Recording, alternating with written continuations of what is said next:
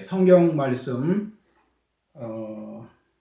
민수기 16장 47절부터 48절 말씀을 봉독해 드리겠습니다. 아론이 모세의 명령을 따라 향로를 가지고 회중에게로 달려간즉 백성 중에 연병이 시작되었는지라. 이에 백성을 위하여 속죄하고 죽은 자와 산 자 사이에 섰을 때 연병이 그치니라. 이 말씀을 가지고 연병에서의 자유 네 번째 말씀을 함께 나누겠습니다. 저에게 CCC 간사 한 분이 책을 하나 보내주셨습니다. 그 책 제목이 내 입에 건강이 있다라는 겁니다.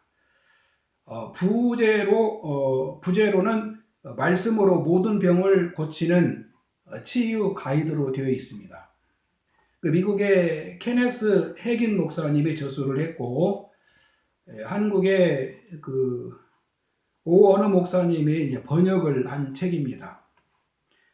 저는 그 책은 다 읽어보지 않았지만은 아마도 이런 내용이지 않을까 생각이 듭니다. 성도들이 신앙생활을 해도 하나님의 말씀과 이렇게 동떨어져 있다는 겁니다. 그래서 이 책은 신앙생활을 대충 하지 말고 좀 정성을 들여서 매일 하나님의 말씀을 가까이 하면서 말씀을 이렇게 묵상하며 말씀을 이렇게 붙잡고 살자는 것이죠. 그러면은 주님의 말씀의 역사가 우리 생활에 나타난다는 겁니다. 이분이 12년간 목회를 하셨는데 그분이 하나님의 말씀을 성도들한테 늘 가르치면서 항상 그 하나님 말씀 붙들고 묵상하며 살게 하니까 성도들이 그 말씀을 통해서 신앙 체험을 많이 하더라는 그런 내용이 이 책의 그 내용입니다. 우리 모두 어려울 때 하나님 말씀을 가까이 하시고 하나님 말씀을 늘 묵상하고 기도하면서 믿음으로 사시기를 바랍니다. 오늘 이 본문은 실제 그 전염병이 이스라엘 백성들에게 일어난 말씀입니다. 하나님께서 전염병을 경고하셨습니다. 그런데 이 본문은 하나님의 경고를 계속 무시함으로 이스라엘 백성들에게 무서운 전염병 재앙이 닥칩니다. 이스라엘의 그 전염병이 찾아온 이유가 무엇일까요? 이 본문을 통해서 몇 가지 살펴보도록 하겠습니다. 첫 번째는 믿음의 부재입니다. 믿음이 없다는 것이죠. 본문 1절에 보면은 레위 증손 고라가 나옵니다. 이 고라가 나오는데 우리 족보식으로 말하면은 이 고라는 모세의 작은 집 아들입니다. 모세의 작은 아버지 아들이라는 것이죠. 이 고라와 그리고 르우벤의 자손 다단과 아비람, 온이 등장합니다. 르우벤은 알다시피 이스라엘 12지파의 장자 지파지요. 르우벤이 첫째 아들로 장자였습니다. 이 장자의 축복을 받을 수가 있었는데 르우벤이 실수하는 바람에 장자의 축복을 상실을 합니다. 그 후손들인데 그래서 자녀들이 자손들이 어떤 불만이 있었는지는 모르겠습니다. 바로 이 고라와 르우벤의 자손들 다단과 아비람과 온이 이들이 한 편을 먹습니다. 이들을 일명 그 고라당이라고 합니다. 그 우리나라에 더불어민주당, 통합당이 있는 것처럼 고라당이 생긴 겁니다. 이들은 이름만 되면 그냥 알 수 있는 유명한 그 집안의 자손들이죠. 그리고 2절 말씀에 보면은 이들이 회중의 지도자 250명을 움직여서 모세에게 반기를 듭니다. 이것을 고라의 반역이라고 합니다. 그러면 그들이 왜 반기를 들었을까요?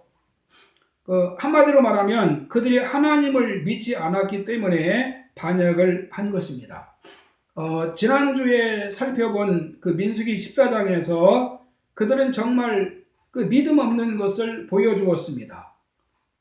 그런데 민수기 16장에서도 여전히 하나님을 향한 믿음이 전혀 없었다는 겁니다.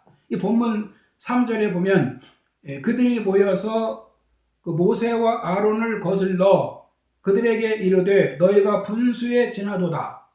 회중이 다 거룩하고 여호와께서도 그들 중에 계시거늘 너희가 어찌하여 여호와의 총회에 스스로 높이느냐라고 합니다. 여기 보면은 회중이 다 거룩하다. 또 하나님의 회중과 함께 계신다고 합니다. 이 말들은 맞습니다. 하나님께서 부르셨고 하나님이 함께 계십니다. 그러면서 그 다음에 우리가 다 같은데 모세 당신은 왜 스스로 자신을 높이느냐라고 합니다. 이것은 사실 잘 모르는 소리입니다. 그들은 모세와 아론을 하나님께서 세우신 지도자라는 사실을 부정하고 있는 것입니다.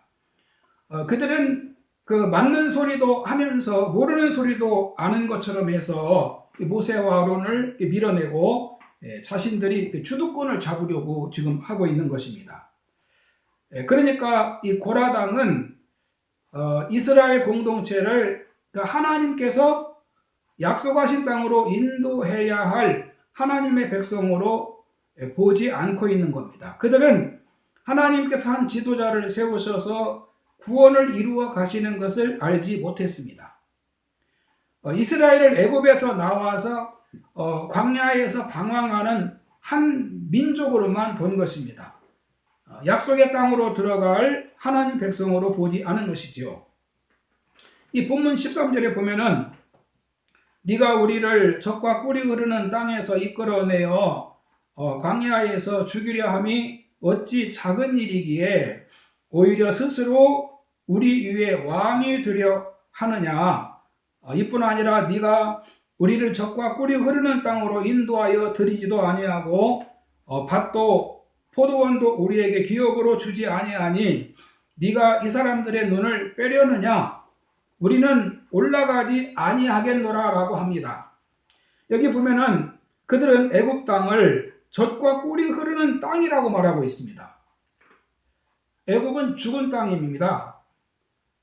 애굽은 이스라엘 백성들이 그 종생활을 했던 땅이고 이스라엘 백성들에게는 소망이 없는 땅입니다. 모세가 이스라엘 백성들을 거기서 이끌어내어 이 광야에서 죽이려 한다는 것입니다. 그리고 가나안으로 인도하지도 않고 또 우리는 올라가지 않겠다고 합니다. 그러면서 모세가 백성을 교묘하게 속이고 소경 취급을 하고 있다는 것입니다. 이 사람들의 눈을 빼려느냐가 이런 뜻입니다. 자, 이런 내용들을 보면은 고라와 그 반역자들은 한마디로 믿음도 없고 또 하나님의 뜻도 모르는 사람들이라는 것을 알 수가 있습니다. 그래서 그들은 어려운 환경을 탓하고 지도자를 탓하고 그리고 또 자기들의 그 야심을 가지고 모세에게 반기를 든 것입니다. 여러분, 모세가 이스라엘 백성들을 광야로 인도했습니까? 하나님께서 광야 생활을 한 이스라엘 백성들을 세상에서 사용하시려는 깊은 뜻이 있는 것이죠. 모세는 그저 하나님 말씀대로 순종을 했을 뿐입니다. 그리고 사실 그들의 죄가 그들에게 오는 좋은 큰 것을 막았고 지연시킨 겁니다. 모세는 오히려 백성들이 죄를 지을 때 하나님께 목숨을 걸고 용서를 구했고 중재 기도를 하면서 하나님의 은혜를 구한 사람입니다. 그러나 이 고라당 같은 자들은 하나님을 믿지 않았고 또 하나님의 약속을 믿지 않았습니다. 그들로 인해서 이스라엘의 40년 광야 생활이 시작이 된 것입니다. 오늘 우리에게도 이 고라당 같은 모습이 있을 수 있습니다. 주님의 십자가 은혜의 감격을 모른다든지 하나님의 구원의 약속을 믿지 않는다면 또 땅의 것만 찾는다면 교회에 관심이 없고 세상에만 관심이 있다면 또 신앙의 가치를 모른다면 냉담한 신앙이라면 이 넓은 의미에서 이런 모습들이 오늘 우리에게 고라당 같은 그런 모습이라고 생각할 수 있습니다. 여러분 어렵다고 내 맘대로 고라같이 살면 안 됩니다. 고라는 완전히 세상적인 사람입니다. 그들은 하나님을 멸시했다고 말씀하십니다. 본문 30절에 보면 이 사람들이 과연 여호와를 멸시한 것인 줄을 너희가 알리라. 그가 이 모든 말을 마치자마자 그들이 섰던 땅바닥이 갈라져 땅이 그 입을 열어 그들과 그들의 집과 고라에게 속한 모든 사람과 그들의 재물을 삼키매 그들과 그의 모든 재물이 산채로 스올에 빠지며 땅이 그 위에 덮이니 그들이 회중 가운데서 망하니라 라고 그 말씀을 하고 있습니다. 주님을 안 믿는 사람은 그 땅이 주소입니다. 땅이 주소입니다. 두 번째는 교만 때문에 전염병이 찾아오고 죽음이 찾아왔습니다. 35절에 보면 고라당의 동조자들 250명도 여호와께로서 불이 나와서 타서 죽음을 당했다고 말씀합니다. 여기 본문 2절에 그 이스라엘 총회에서 이름 있는 지휘관 250명이라는 말씀이 있습니다. 이 고라당이 이름 있는 지휘관 250명을 포섭을 해서 이들을 움직여서 모세를 거스리니라라고 했습니다. 11절에 보면 여호와를 거스리는 사람들이라고 또 말씀을 합니다. 그들이 그 모세만 왜 지도자가 되어야 하고 아론만이 왜 대제사장을 하느냐? 우리도 할 수 있다는 것입니다. 우리도 이만하면 할 자격이 있다는 것입니다. 구원의 길은 하나님께서 정해주신 방법 외에는 없습니다. 아무리 모세의 작은 집 아들이고 또 이스라엘의 이름 있는 지휘관이라고 해도 향로를 가지고 하나님께 나가서 분향할 수 있는 것이 아니라는 겁니다. 아무나 이스라엘 백성의 중재자가 되고 이스라엘 백성을 죄에서 자유케 할 수 있는 그 일을 할 수 있는 것이 아닙니다. 향로는 레위 지파 중에서도 제사장들만이 향로에 불을 담아서 하나님께 분향할 수 있는 기물입니다. 향로는 아무나 취급할 수가 없습니다. 그런데 갑자기 이스라엘의 각 지파의 이름이 있는 지휘관들이 등장을 합니다. 이것은 하나님께서 정해주신 구원의 제도를 인간들 마음대로 바꾸려고 한 것과 같습니다. 이것은 인간들이 단합해서 하나님의 구원 방법을 바꾸려고 한 것입니다. 즉 가짜 빛들이 나타나기 시작한 겁니다.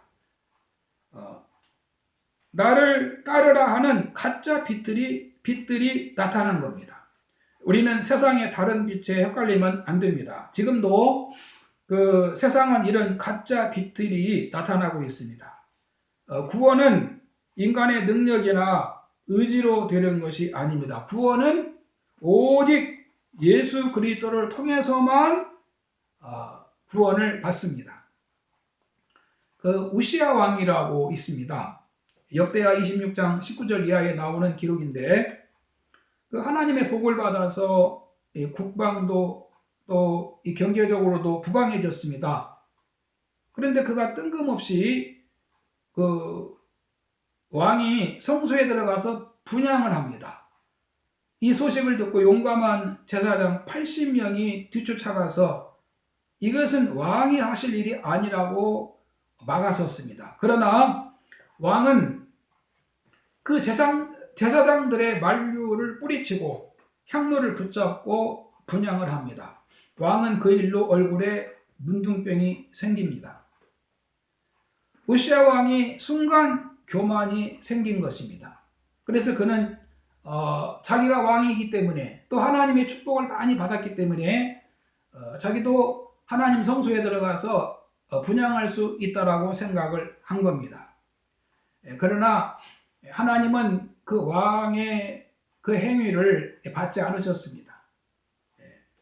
그는 하나님 앞에 도리어 죄를 범하게 되었고 그 일로는 얼굴에 문둥병이 생기게 됩니다. 그래서 그는 왕위를 아들에게 물려주고 죽는 날까지 별공 생활을 하게 됩니다. 그래서 하나님의 말씀을 믿지 않고 고라 무리의 꿰매에 빠져 향로를 가지고 회막문 앞에 서 있던 250명도 여호와께로서 불이 나와서 타서 죽습니다. 하나님께서 구별하여 세우신 제사장들을 통해서만 하나님을 찾을 수 있고 하나님을 만날 수 있다는 것입니다. 본문 39절에 보면은 제사장 엘르아살이 불탄 자들이 드렸던 놋 향로를 가져다가 쳐서 제단을 싸서 이스라엘 자손의 기념물이 되게 하였으니 이는 아론 자손이 아닌 다른 사람은 여호와 앞에 분향하러 가까이 오지 못하게 함이며 또 고라와 그의 무리와 같이 되지 않게 하기 위함이라. 여호와께서 모세를 시켜 그에게 명령하신 대로 하였더라. 이 말씀에 보면은 이는 아론 자손이 아닌 다른 사람은 여호와 앞에 분향하러 가까이 오지 못하게 함이며 라는 말씀이 있습니다. 여러분 우리가 구원을 받을 수 있는 다른 길은 없습니다. 인간의 노력으로 할 수 있는 것도 아니고 위치를 가지고도 안 됩니다. 힘이 있어도 안 되고 유명해도 안 됩니다. 눈물 많이 흘려도 안 되고 참아도 안 되고 힘써도 안 되고 울어도 안 되고 인간 자력으로는 구원의 길이 없는 것입니다. 이는 사람에게 구원의 길이 있는 것이 아니라는 것입니다. 구원의 길은 오직 하나입니다. 하나님께서 보내신 예수 그리스도를 통해서만 구원을 받을 수 있다는 것입니다.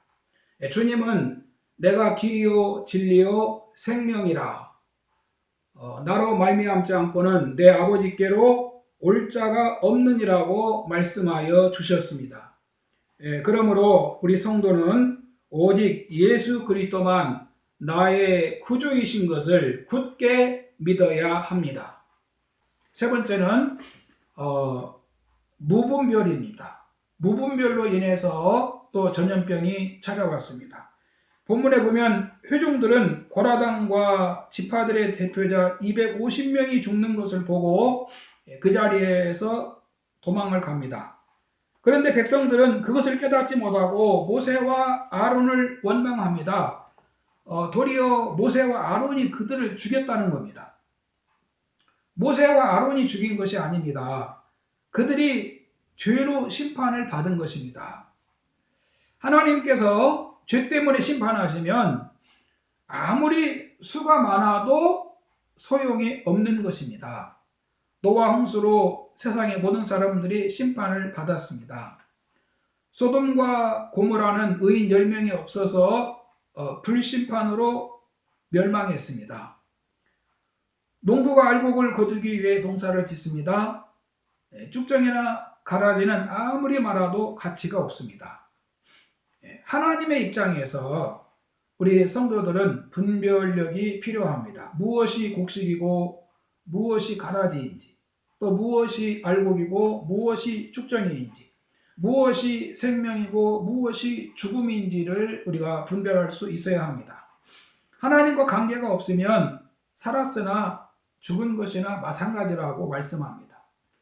계시록 3장 1절 이하에 보면 주님이 사대교회를 향해서 경고하셨습니다. 내가 내 행위를 아노니 네가 살았다 하는 이름은 가졌으나 실상은 죽은 자로다라고 말씀하십니다.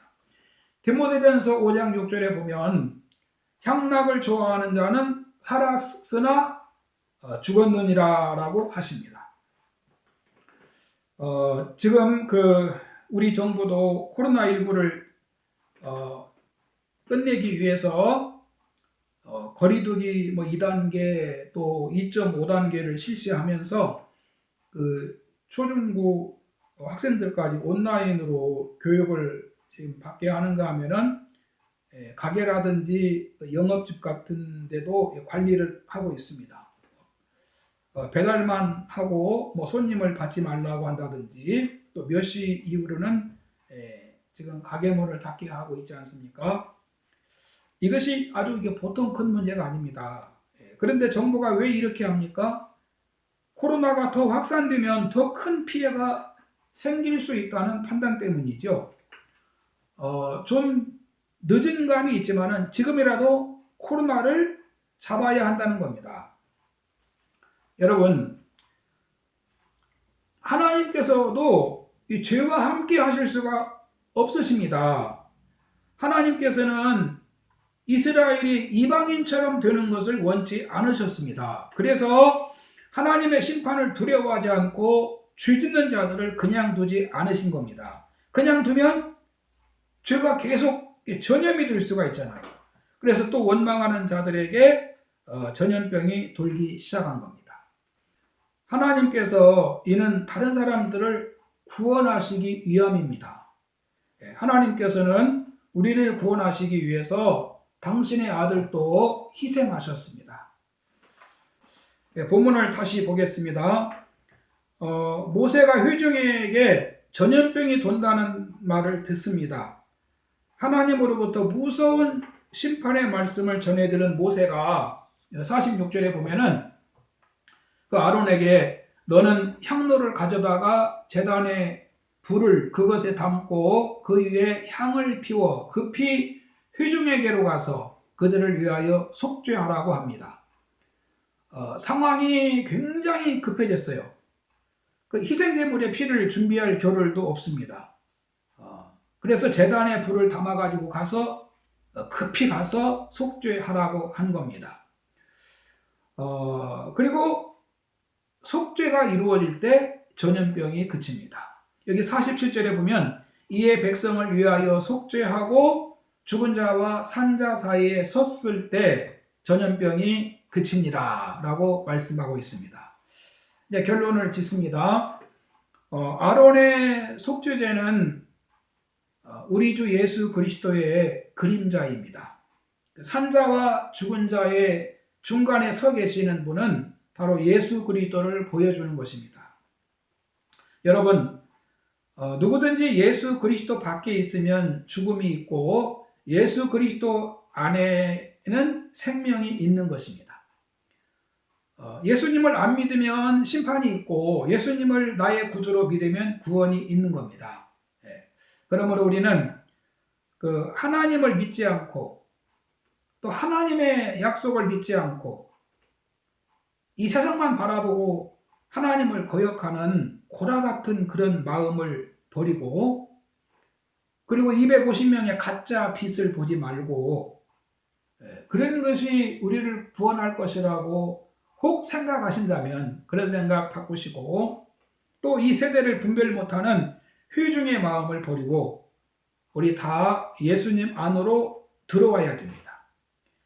지금 우리가 살고 있는 세상은 고라와 250명의 이상한 빛과 회중의 무분별이 가득 차 있습니다. 주님께 돌아와야 전염병이 그칩니다. 인간은 예수님을 만날 때만이 참 자유를 가질 수가 있습니다. 우리 모두 전염병에서 자유롭기 위해서 예수님을 제대로 구주로 믿으시는 축복이 있기를 바랍니다. 감사합니다.